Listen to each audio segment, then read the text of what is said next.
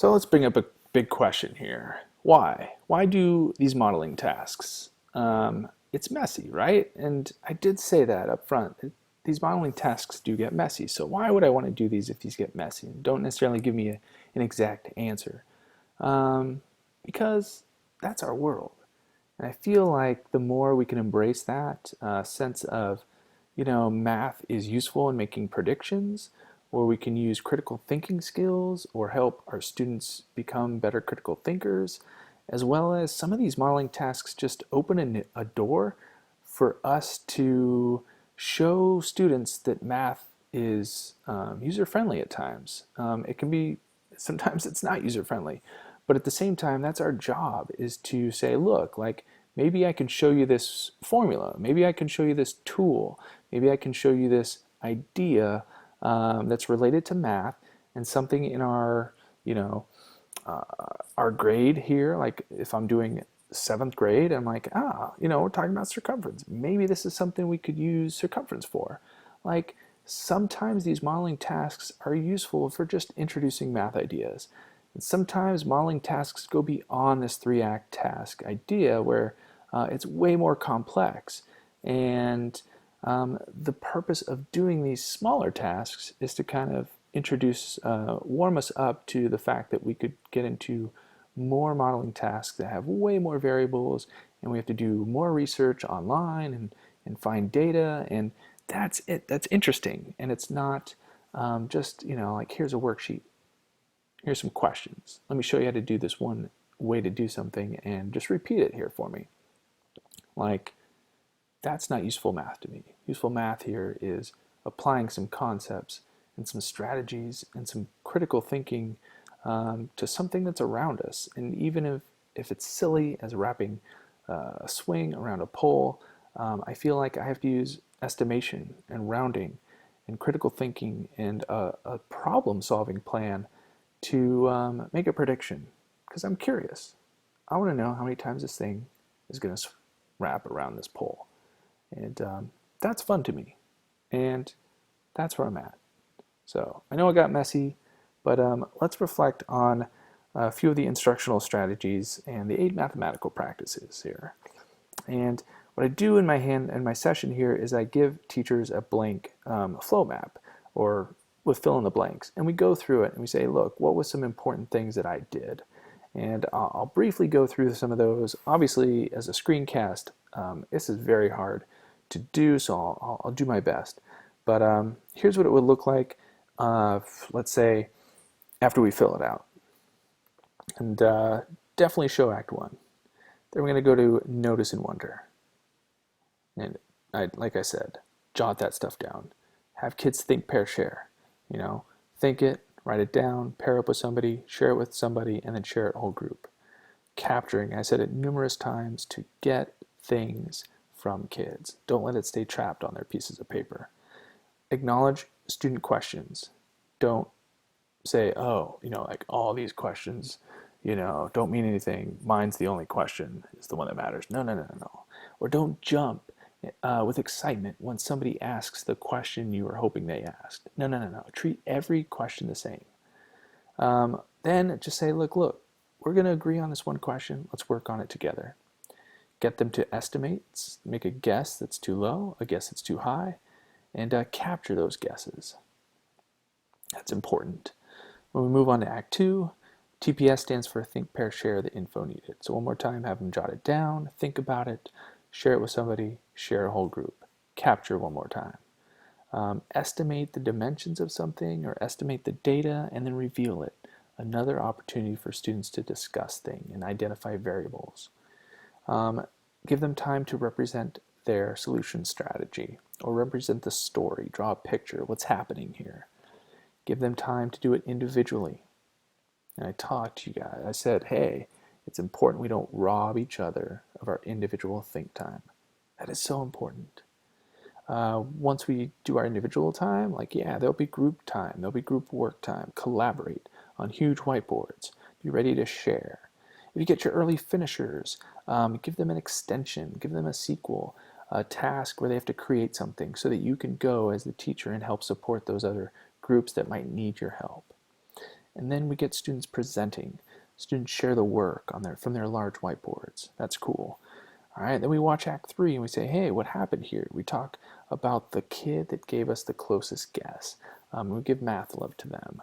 That's just a simple one clap after 3. We discuss the error, the theoretical versus the practical answer. And that's very important we do that because math is messy. And it can be messy, especially when we make predictions. But we want to get as close as possible. So can we go back and refine our work? What another great teaching opportunity. We want to revisit those questions from Act 1. Remember, go back and answer as many questions as you want, or as you can, I'm sorry, because if you don't, next time you won't get as many questions. All right, if you have time, have students create a title using the math concept as well as what they used it for. And think, pair, share those titles, because guess what? Kids come up with some really fun and creative titles, and it's cool to hear that from them. So we got all these things going on. Very interesting. Going backwards here, sorry about that. So let's talk about a few things here. The mathematical practices, came to a session that said we're going to talk about modeling with mathematics. I shared with you guys it's going to get messy. And before we're done here, I'm going to say, look, let's find a task that isn't as messy as this swing wraps one. So we'll talk about that in a second. But let's talk about modeling with mathematics and what it's not. So I've heard some cool things from some people as I've gone to sessions. Some of those are from Bruce Grip, some of those are from Dan Meyer, but they have taken these things from the Common Core Standards and said, look, here's what mathematical modeling is not. It's not I do, we do, you do. Whoa, that might upset some of us. That might be crazy to think, like what? Now let me tell you, that's a teaching strategy. And I will stand by I do, we do, you do. That's an important teaching strategy. Don't get me wrong. We can still use that.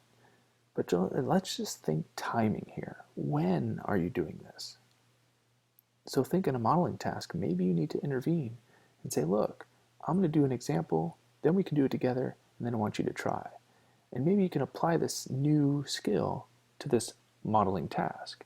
So think timing here. We might not necessarily start with I do, we do, you do. Okay, so keep timing in the back of your mind here, people. It's not using concrete manipulatives. Whoa, one more time. It's important that we use concrete manipulatives, but it doesn't define modeling with mathematics. Like we might have busted out a PVC pipe with some chain to, kind of like, get this idea, put a plan together in solving, but it doesn't define modeling with mathematics. It's also not graphs, formulas, equations, and functions. In other words, we just don't say, here's a circumference formula, let's use it. No, it's saying like, what's the right tool here? Should we use a graph? Should we use a formula? Should we use an equation? Should we use functions? Should we use some type of tool? And when should we use it? So if we go to a textbook, textbooks are very good at saying what modeling with mathematics is not. It's starting the title and starting the section and just say, here we go, this is what we're going to talk about. Here's a formula, all right, got that formula, it's diameter, good, cool. Here's a circumference formula, sweet. Now let's use these things. So here's an example we'll do together, ready? Cool, there's the example, you guys got that right? All right, cool, go do a practice. And guess what? If you don't do this independent practice question correctly, if you get stuck, where should you go?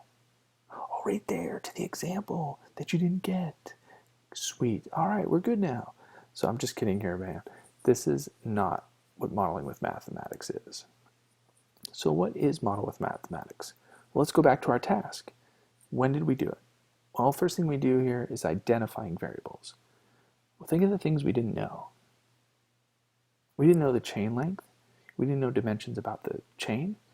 We didn't know the diameter of the pole, but we ask for those things and we talk about those things and we identify those unknowns. Maybe once you get some unknowns identified, hey, maybe formulate a model. What's important here? Is a picture important?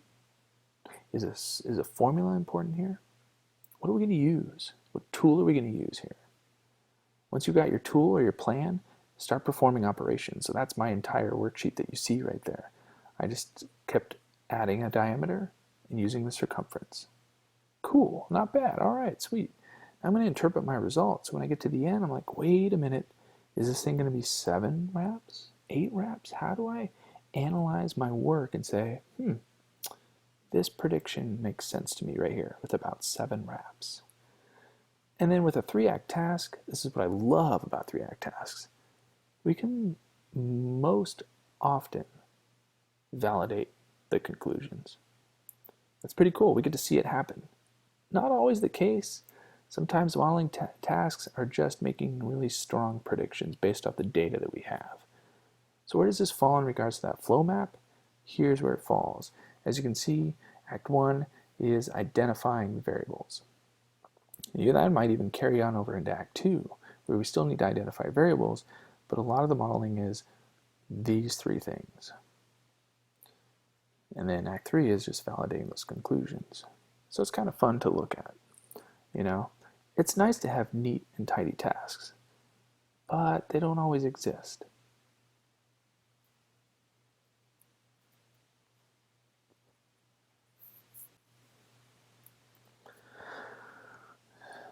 So I know I said it's nice to have neat and tidy tasks. So if you felt that was kind of messy, just talking about what modeling with mathematics is and is not, let's take a little break here. And here's a quick little estimation challenge for you. How long do you think it should take for that hand dryer to dry your hands?